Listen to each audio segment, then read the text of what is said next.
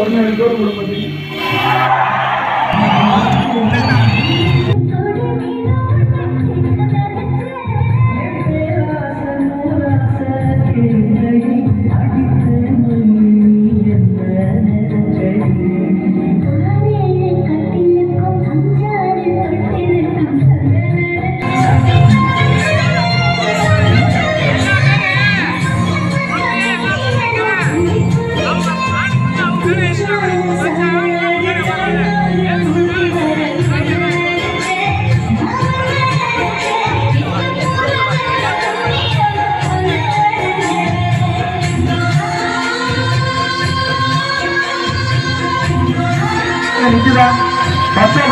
Bus நின்று முறையா எடுத்துட்டு போறாங்களா? கிடையாது.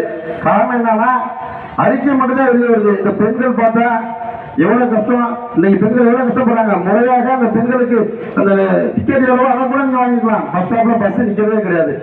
அது மட்டும் அல்ல, இந்த தொகுதி வந்து பாத்தீங்கன்னா மரியாதைக்குரிய சட்டமன்ற உறுப்பினர் ரத்த விஸ்வநாதன் அவர்கள் அவர் கூட்டணி கூட இருக்காரு. தொகுதியை சீரும் சிறப்பாக தான் வச்சிருக்காரு. ஆனா நம்ம கூட்டணிக்குள்ள இருக்கக்கூடிய முன்னாள் அமைச்சர் நத்த விஸ்வநாதன் அவர்கள் தொகுதியை சிறப்பாக வச்சிருக்காரு. இங்க ஆண்டு கொண்டிருக்கக்கூடிய திமுக என்ன பண்ணிருக்காங்க, ஒரு குட்டி அமைச்சர் மாதிரி ஒரு மாவட்ட கவுன்சிலர் வந்து ஏதாவது செய்யப்படாதா?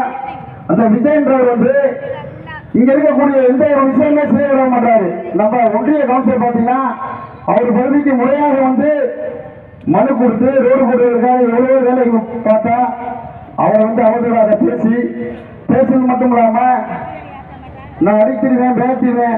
தேசிய முற்போக்கு திராவிடத்தில் இருக்கக்கூடிய ஒவ்வொரு தொண்டனும் கேப்டனுக்கு நிகரானவன். எவனை பார்த்தும் பயப்படக்கூடிய நபர் நாங்க கிடையாது. நீ மிரட்டினா நான் விரட்டுவேன். விரட்டக்கூடிய தைரியத்தை எனக்கு கேப்டன் சொல்லிக் கொடுத்துட்டு இருக்காரு.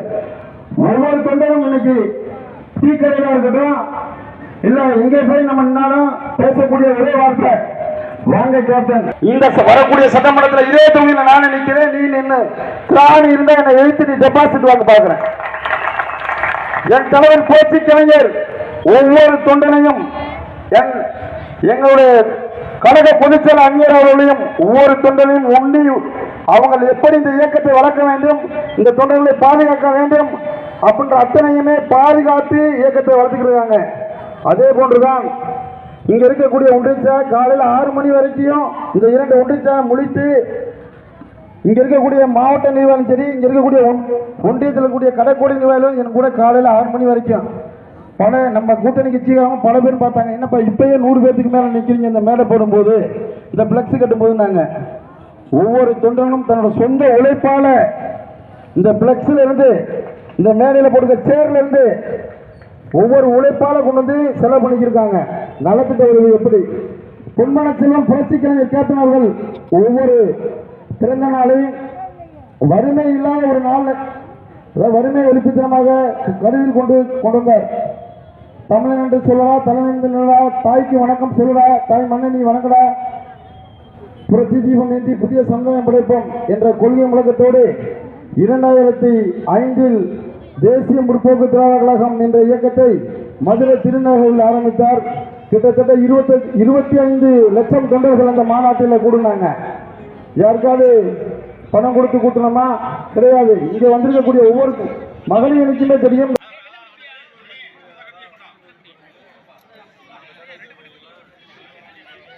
பிரபல இயக்குனரோடு காரில் வந்துகிட்டு இருக்காரு.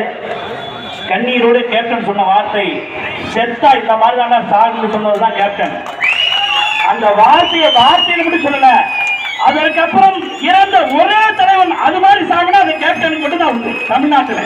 அப்படிப்பட்ட பாமர மக்களுடைய இதயங்களெல்லாம் தன்னுடைய மனசை மட்டுமல்ல அவருடைய உணர்வையும் உள்வாங்கிய ஒரு யதார்த்த மனிதர் நம்முடைய புரட்சி கலைஞர் கேப்டன். அவருடைய உணர்வுகளை இந்த மேடையின் வழியாக மட்டுமல்ல உங்கள் உள்ளம் வழியாக கூட்டத்தில் கலந்து கொண்டவர்கள் அனைவரும் பாதுகாப்பாக வீட்டுக்கு செல்லணும். நீங்க அதே போல கேப்டன் அவர்கள் சொன்ன மாதிரி உங்களுக்கு சொல்றேன், நீங்க எல்லாமே ஒவ்வொரு திண்டுக்கல் மாநகர் மாவட்டத்தில் இருந்தவங்களும் மேற்கு மாவட்டத்தில் இருந்தவங்க அனைவரும் ரொம்ப பாதுகாப்பாக வீட்டுக்கு போகணும். அது கோயிலுக்கு போனதுக்கு பிறகு தொடர்பு கேட்டுக்கொள்கிறேன். நன்றி, வணக்கம்.